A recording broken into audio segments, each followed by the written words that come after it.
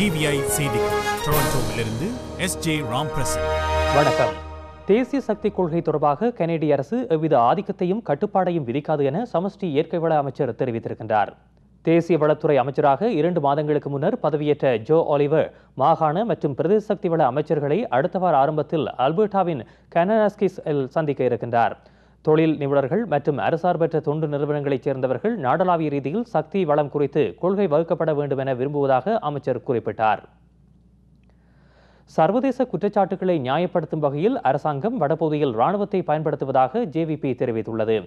இதனால் இலங்கை மீதான சர்வதேசத்தின் தலையீடுகள் அதிகரிப்பதோடு வடக்கு தேர்தல்களில் ஜனநாயகம் அற்றுப்போய் பொதுமக்கள் தனிமைப்படுத்தப்படுகின்றனர் என ஜேவிபியின் தலைவர் சோமவங்ச அமரசிங்க கூறியிருக்கின்றார்.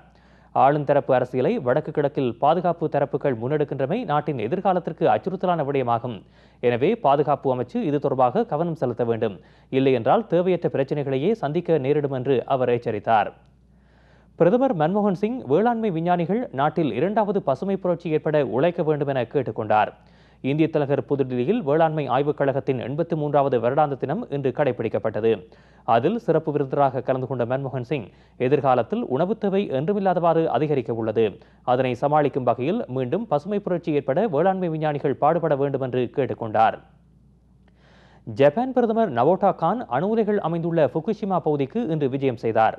சமீபத்திய நிலநடுக்கத்தினால் பாதிக்கப்பட்ட அணு உலை உள்ள ஃபுகுஷிமா பகுதிக்கு இன்று சென்ற ஜப்பான் பிரதமர் அணு உலைகளை மூடும் நடவடிக்கை திட்டமிடப்பட்ட காலத்தினுள் முடிவடைந்துவிடும் என வாக்குறுதி அளித்தார். அணு ஆலையில் விபத்து ஏற்பட்டு 4 மாதம் கடந்த பின்னரும் கூட கதிர்வீச்சு பரவுவது குறையவில்லை. மேலதிக விரிவான செய்திகளுக்கு டிவிஐயின் இன்றிரவு செய்தி அறிக்கையை பாருங்கள்.